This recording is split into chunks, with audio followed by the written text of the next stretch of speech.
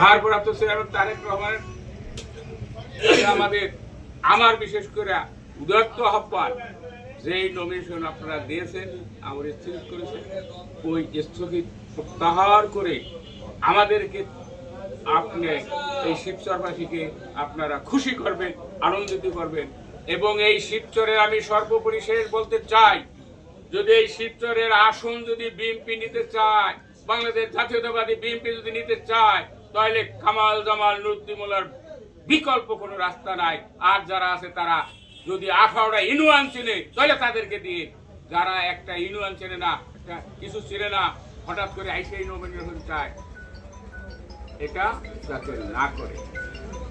এবং সিট নিতে হলে কামাল জামাল নুরুদ্দিমুল্লাহকে এখান থেকে নির্বাচন করাইতে হবে, তাহলে আমরা তাকে এই বিএনপিকে সিট দিতে পারবো।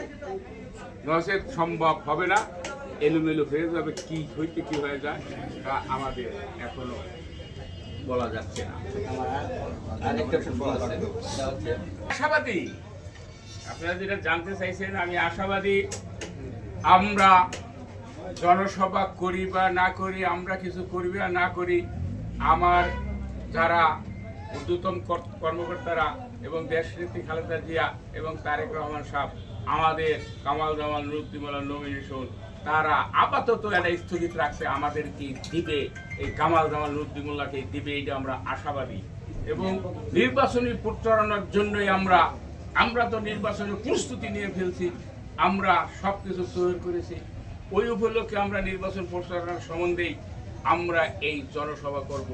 এবং প্রত্যেকটা ইউনিয়নে এই পর্যন্ত 5 তারিখের পরে 27টা জনসভা করেছি, বড় বড় জনসভা, এবং 60টা ওয়ার্ড জনসভা আমরা করেছি। এবং যেই জনসভায় যদি কামাল জামাল নুরুদ্দিমুল্লাহ না আসতে পারছে, আমি সেখানে প্রধান অতিথি হয়ে আমি জনসভাগুলো সাফল্য করেছি।